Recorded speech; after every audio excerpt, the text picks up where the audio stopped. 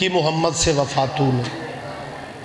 لیکن میں علامہ کے خدا کی قسم عقیدے کو سلام کر رہا ہوں، بہت اچھا کیا علامہ اقبال نے جو اس نے شیعہ ہونے کا اعلان نہیں کیا، وگرنہ نہ وہ مصور پاکستان بنتا، نہ وہ شاعر مشرق بنتا، مولوی اس کی جان کھاتے۔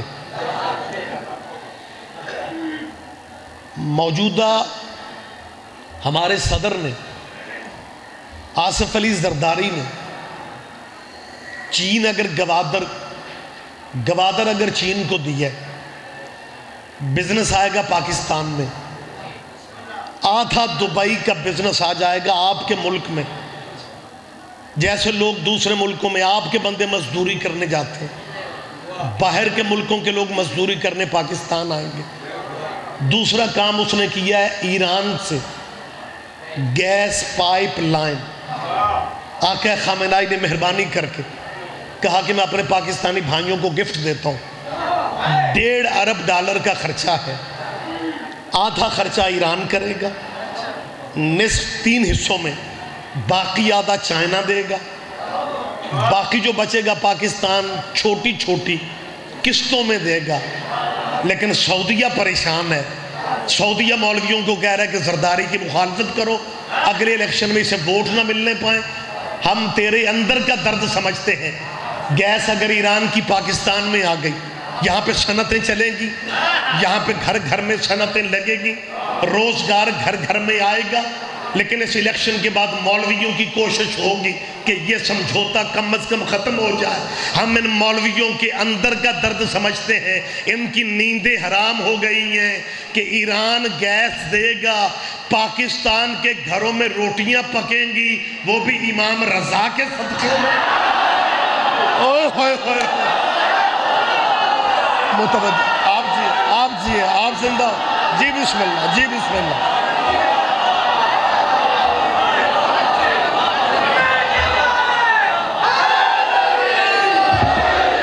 جی بسم اللہ، تشریف لائیں۔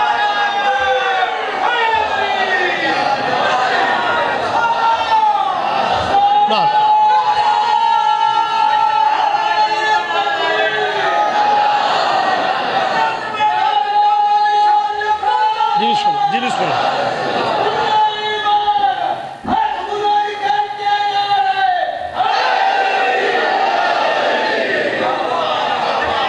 متوجہ ہے صاحبان گرامی خادم؟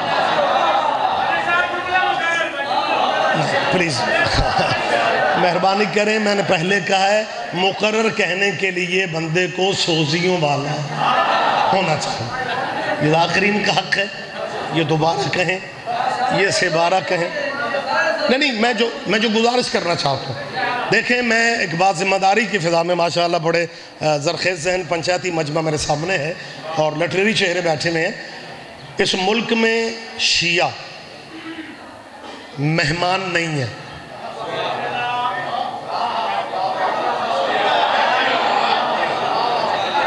اس فکر پہ دھیان دیں، ہم اس ملک میں مہمان نہیں ہیں۔ میری طرف دیکھیں، ہمارے مہربان ہیں، میں تلخی رنجش والی بات نہیں کرتا ہوں۔ ہمارے شہید بھائی محسن نقوی کہا کرتے تھے ٹائم تو محبت کے لیے نہیں ملتا، لوگ اللہ جانے نفرت کا وقت کہاں سے نکالا۔ لہذا آل محمد کے ممبر پہ نفرت کی بات ویسے ہی اچھی نہیں لگتی، لیکن یہ ہمارے جذباتی بھائی ہیں، یہ تنظیمی لوگ ہیں، ہر وقت بلڈ پریشر ان کے ہائی ہوتے ہیں۔ جب یہ نجی میٹنگوں میں بیٹھتے ہیں تو ہمارے بارے میں پتہ ہے ان کا لہجہ کیا ہوتا ہے؟ وہ شیعوں کا پاکستان میں کیا ہے؟ وہ انہیں ایران بھیج دو، انہیں ایران بھیج دو۔ میری قوم کے حوصلے دیکھو، کبھی شیعوں نے بھی کہا ہے پاکستان میں مولویوں کا کیا ہے، انہیں افغانستان بھیج دو۔ ویسے بھی افغانستان پہاڑوں کا ملک ہے اور ان کے بزرگوں کی پہاڑوں سے بڑی پرانی جاگ جاؤ، زحمت فرمائے میرے ساتھ۔ آپ جی ہیں جی، آپ زندہ ہو، سلامت رہیں۔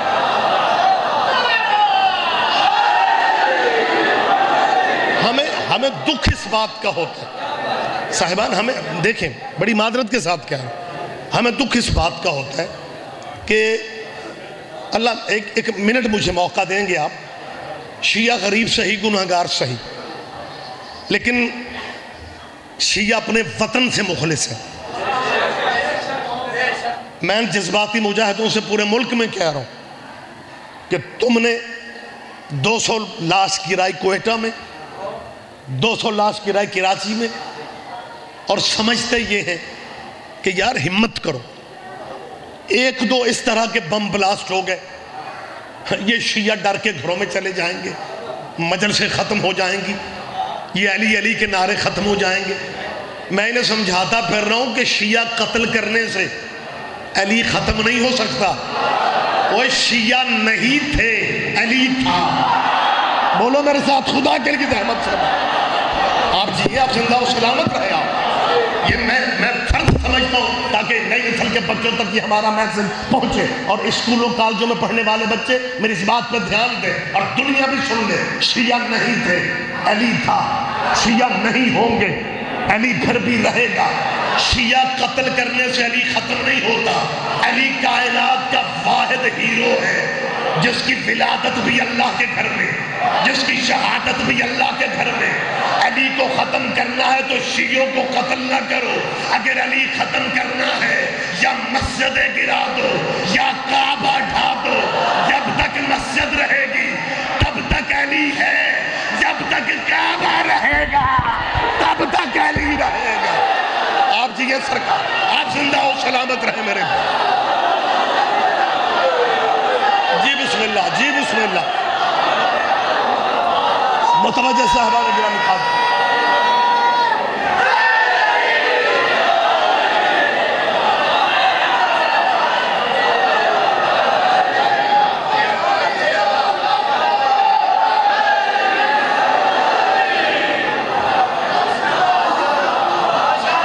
صورتحال بڑی عجیب ہے۔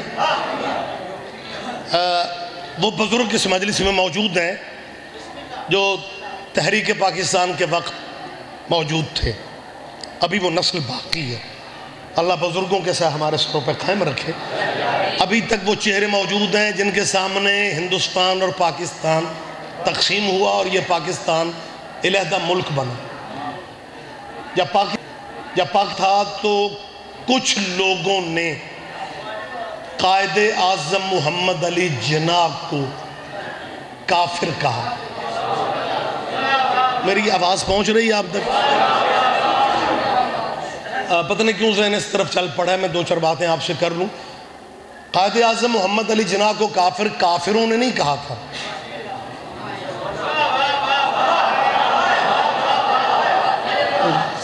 کچھ بندے زحمت کر لیں، میں پھر یہ لفظ کہہ رہا ہوں، آپ نے اب نہیں کہا تو میں پھر ولا کے کہہ رہا ہوں۔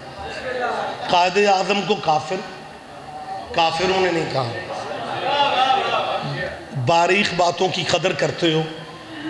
قائد اعظم کو کافر سادہ مسلمانوں نے بھی نہیں کہا۔ سادہ مسلمانوں نے قائد اعظم کو کافر نہیں کہا تھا۔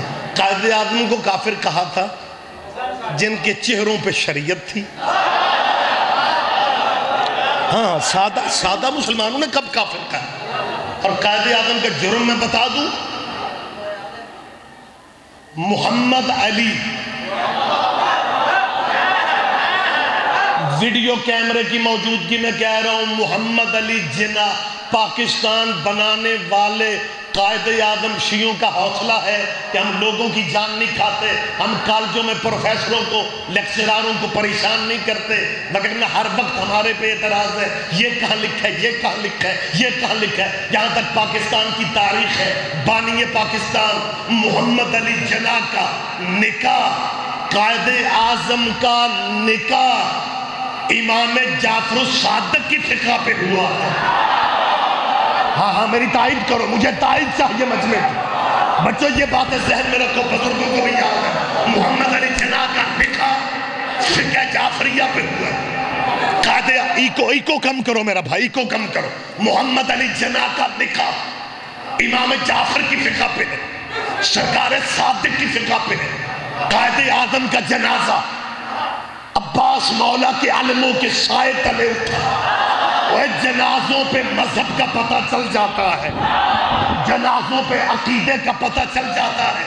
اور ایک بات آخری آدمی تک آپ ذہن میں، یہ بات آپ کے رہنی چاہیے، قائد اعظم کا نام کیا ہے؟ محمد علی، جو بہن بھائی کی خاطر میدان سیاست میں رہی۔ اس بی بی کا نام کیا تھا؟ فاطمہ۔ محمد علی فاطمہ، محمد علی فاطمہ۔ اوے مجاہدو، اوے ان میں تمہارے والے نام تو نظر ہی نہیں آ رہے، اب تمہارے نام تو اس میں نظر ہی نہیں آ رہے۔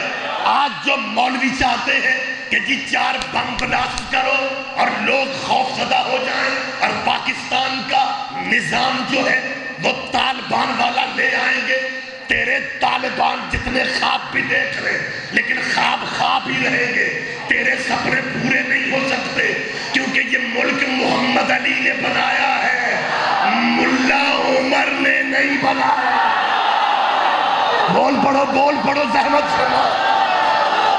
نہیں مجھے موقع دے، مجھے لطف نہیں آ رہا۔ اب 2 بندے نعرہ حیدری یا علی کہہ رہے ہیں، اب زحمت فرمائے۔ ملک بنانے والا محمد علی، بہن کا نام فاطمہ، پاکستان بن گیا۔ انگریزوں نے ہندوؤں نے مل کے سازش کی کہ ملک محمد علی کو دے دو، خزانہ خالی رکھو۔ جب خزانے میں کچھ نہیں ہوگا، محمد علی جناب ملازموں کو تنخواہ کہاں سے دے گا؟ ملک انہوں نے دے دیا، خزانہ خالی دیا، خزانے میں تھا ہی کچھ نہیں۔ رکھو مولویوں کے سروں پہ قرآن۔ 1947 میں 99 لاکھ کا، تقریباً 1 کروڑ کا پہلا چیک قائد اعظم کو دینے والا آج بھی امام رضا کے صحن میں سو رہا، وہ شیعہ تھا۔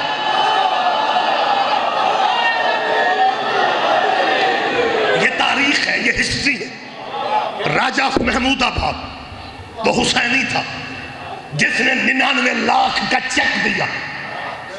پہلا لنگر پاکستانیوں کو دینے والا بھی شیعہ تھا۔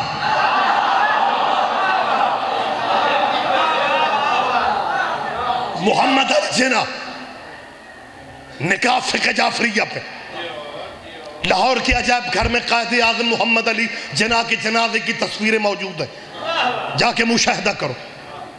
قائد اعظم کے جنازے کے ساتھ علم ہے جن پہ لکھا پڑھا جاتا ہے یا غازی عباس علمدار۔ بہن فاطمہ جناح، خزانے خالی تھے بھرنے والے شیعہ۔ مجمع چپ رہے گا، مجھے دکھ ہوگا۔ میں آج کوٹ چغتہ کی سالانہ مجلس میں ان کیمروں کے سامنے کہہ رہا ہوں، ملک بنانے والا محمد علی، بہن کا نام فاطمہ، خزانے بھرنے والا بھی علی ولی اللہ پڑھنے والا تھا، علی کی ولایت کا اقرار کرنے والا تھا، وہ بھی حسینی تھا، وہ بھی ماتمی تھا، وہ بھی شیعہ تھا۔ اگر پھر بھی یہ پاکستان کے نئے رشتہ دار کہتے پھرتے ہیں جی شیعوں کا پاکستان میں کیا ہے، جی مجاہد جو چاہیں گے وہی ہوگا، یاد رکھو اگر یہ پاکستان 3 اگست کو بنا تھا، پھر سارے کا سارا لے لو، اگر 14 کے صدقے 14 کو بنا۔ جی بسم اللہ، جی بسم اللہ۔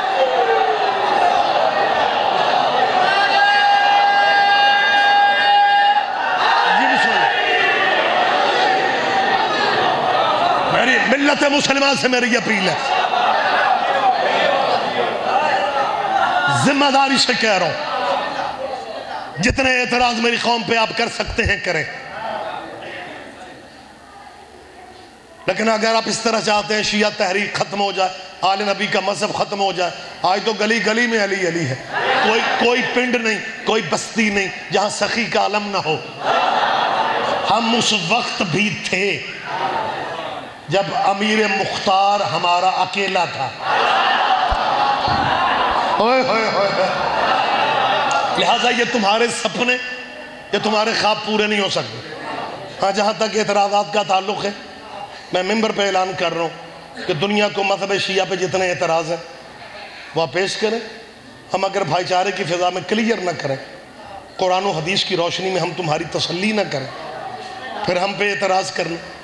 لیکن یہ کوئی تک نہیں بنتا کہ جس بندے نو اپنے پنڈ چ کوئی نہ پوچھتا ہوئے وہ بھی سانو پوچھے جی پٹنا کتنے لکھے۔ نہیں، اگر پوچھنا ہے پھر کوئی بندہ پوچھے۔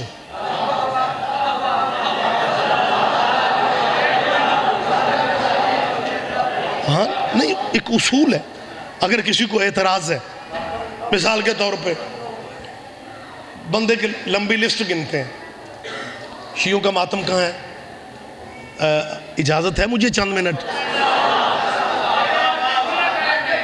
جی میں جلدی کروں جی، مہربان، محبت ہے آپ کی، نہیں آپ کی محبت ہے۔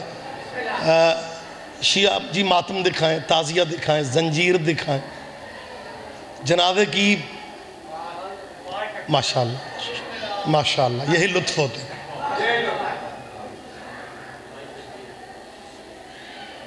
معصوم کا زمانہ تھا سرکار صادق آل محمد کا، اللہم صلی علی محمد۔ ایک مسکین مومن تھا، غریب لوگ سادہ ہوتے ہیں، اس مسکین مومن نے مولا کو سجدہ سلام کیا اور کہنے لگا مولا میرا ایک ہمسایہ ہے، نہ کبھی مجھ سے سلام یا خیریت پوچھتا ہے، جہاں بھی ملتا ہے ایک ہی بات کرتا ہے، وہ جدوں سارے دے جنازے دیاں تکبیراں چار نے تو اڑیاں پانچ کیوں؟ جی مولا مجھے مسکین بندہ ہوں، میری جان کھا گیا ہے، سرکار نہ حضرت کا سلام لیتا ہے نہ میرے سلام کا جواب دیتا ہے، جب بھی ملتا ہے یہی کہتا ہے کہ جب سب کے جنازے کی چار، شیعوں کے جنازے کی تکبیریں پانچ کیوں ہیں؟ یہ بات اگر میری ہوتی آپ بے نیازی کر جاتے، خیریت تھی، بات میری نہیں آپ کے مولا کی ہے۔ جب اس نے کہا نا مولا میری جان کھاتا ہے کہ جب سب کے جنازے کی تکبیریں چار تمہاری پانچ کیوں ہیں؟ امام فرماتا تم نے پلٹ کے پوچھنا تھا دن میں فرض نمازیں پانچ کیوں ہیں؟ نہیں شاید میں سمجھا نہیں سکتا، یہ باتیں ذہن میں رکھا کرو، یہ باتیں ذہن میں رکھا کریں تاکہ آپ آگے بھی اگر کہیں بات کرنی پڑ جائے تو کر سکے۔ امام فرماتا تو چپ کیوں رہتا ہے؟ تو نے اس سے پوچھنا تھا کہ دن میں فرض نمازیں پانچ کیوں ہیں؟ اب امام نے پانچ تکبیروں کا فلسفہ، امام نے جنازے کی پانچ تکبیروں کا فلسفہ دے دیا۔ امام فرماتا تو نے پلٹ کے پوچھنا تھا کہ دن میں فرض نمازیں پانچ، دن میں فرض نمازیں پانچ کیوں ہیں؟ امام فرماتے ہر فرض نماز سے ایک ایک تکبیر لے کے، ہر فرض نماز سے ایک ایک تکبیر لے کے، ہر فرض نماز سے ایک ایک تکبیر لے کے، میت کی پانچ تکبیریں اس لیے پڑھی جاتی ہیں کہ مرنے والے کو اس دن کی پانچ نمازوں کا ثواب بھی مل جائے۔ اللہ اکبر، اللہ اکبر، متوجہ سرکار، اللہ اکبر۔